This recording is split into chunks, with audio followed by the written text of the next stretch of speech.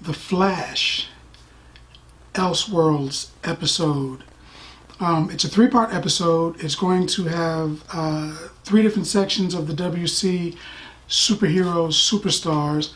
This episode was with The Flash. It's on his show. It was pretty good. It's ElseWorlds, in case you didn't know, is a comic book made by DC Comics. It's supposed to be similar to Marvel's comics called What If. In both books, you have a certain reality, say The Flash, and in that reality, things are different.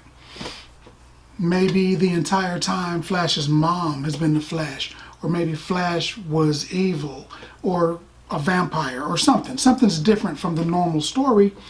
It's usually a one-shot. They do it, they're done, and that's it. But their books were called ElseWorlds, meaning something that happened that wasn't normally supposed to happen. In this episode, they also have a guy called the Anti-Monitor, who is the architect of another book that's super popular for DC Comics called The Crisis. And DC had a problem with so many different worlds having superheroes. They had people in the past, different dimensions, different worlds, different timelines, the whole 9 yards. It just got all muddled about. So what they decided to do was create the Anti-Monitor. He was going to come in, wipe out pretty much everything, and then what remained would be their normal continuity. But then eventually they made the 52, and there are like 52 realities, 52 comic books, 52 realities.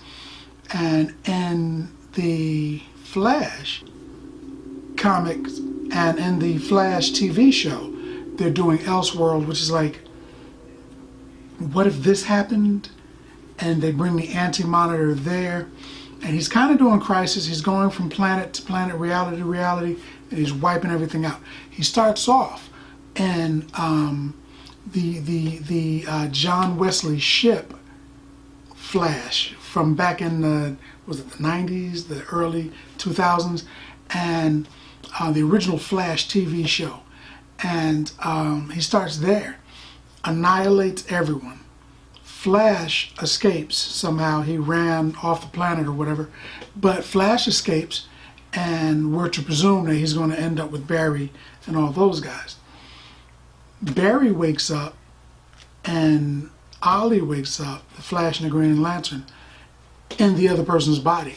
So Barry thinks he's still Barry, the Flash, but he's living the life of the Green Arrow. The Green Arrow wakes up, Ollie wakes up in bed with Flash's wife. That's not cool. And he is like, oh, I'm who? I'm the Flash. And he finds out he has the Flash's powers and everything. The Flash has got his skill. So they've kind of swapped realities. And they tell their team, hey man, I am he and he is me. And they don't believe him. So the team catches him, locks him up, puts him in their super cyber jails, and you know, they escape, of course. I mean, it's the Flash and Ollie. They're the leader of their two teams. They escape, and they're like, man, we got to go to Supergirl's world. She knows what's going on. They go to Supergirl's world, and whatever touched and affected their world hasn't affected her. So she knows who they are. So they feel a little bit safe. While that is happening, an android called Amazo is released. There was a cartoon with Batman and Robin, who becomes Nightwing, the Red Hood, where they're facing the Red Hood. And in part of that, what they're doing is they're battling these guys at a dock. The guys on the dock, unbeknownst to them, are transporting a big box that has a robot in it called Amazo. They get wiped out, beat down, the box busts open, Amazo gets out. Kind of what happens in this episode. You know, they stop Barry and Ollie, the Flash and the Green Lantern, stop these criminals. Criminals don't know, unbeknownst to them, in this box is Amazo, directly ripped from the cartoon, and that was actually kind of cool. But Amazo is an android that has the ability to take on the powers of any superhuman being. In the comic book, even skill, because he's crafty like Batman. He can fire a bow and arrow. Green Lantern, he's got the whole, or Green Arrow, he's got the whole shebang. But on the TV show, he's copying superhuman powers, which still sucks because Superman is around. So, he's going to be Superman plus other people. That's bad news.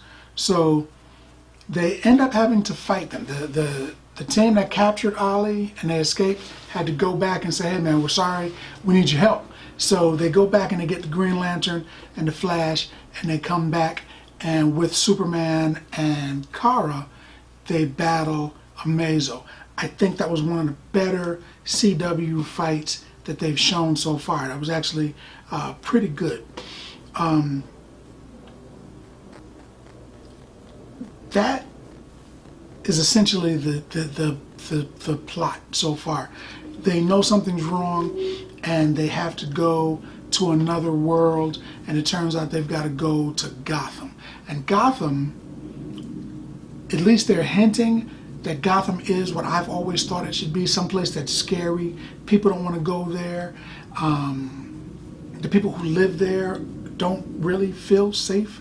You hear a lot of mystery things about it. This is happening, that's happening. You're not sure what's going on there, really. What's really happening and what's myth or legend. Batman is one of the legends. Nobody really believes at this time that he exists. So they got to go there in Gotham, and they know Batman's in Gotham. Woo! So they got to deal with that, man. But of course, if you've seen the previews, they're not going to meet Batman. They meet somebody else.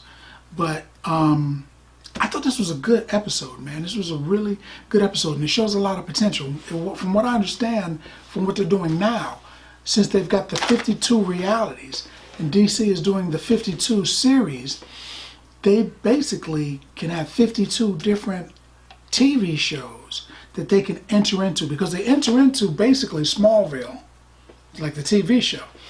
And I'm thinking, wow, they could enter into the 1960s, 70s Batman with Adam West. They could show up there. That could be one of the planets. They could go into one of the movies, Batman v Superman. They could enter there. That could be one of the realities. They got 52 options. They could use that. I'm surprised they didn't use it in the movie, but they could use that and unite all of their genre, the cartoons, the movies, the TV shows, everything, the comic books. They could unite all of it now, because now they can dive from their reality into another DC reality. And clearly with Gotham, which I kind of hope that they have the Gotham like the TV show, but with Gotham and with Smallville, I was like, man, they could go anywhere. This is big. If they do it right, this could be huge. But there's 2 more episodes, so we're going to check those out too. I thought this was good, and I'm going to give that TV show 9 bags of popcorn. I thought it was good. I enjoyed it. I thought it was good. Mostly not because of the actors, not because of the action, not really the story, just the premise, just the idea of what could happen in the future. I'm giving it a 9, man. But that's what I think. More importantly, what do you think? Let's talk about it in the comments. What's your favorite television superhero show? Let's talk about it. As always, if you like the video, if you like the content, subscribe. And then like. Popcorn passport. Get your popcorn passport.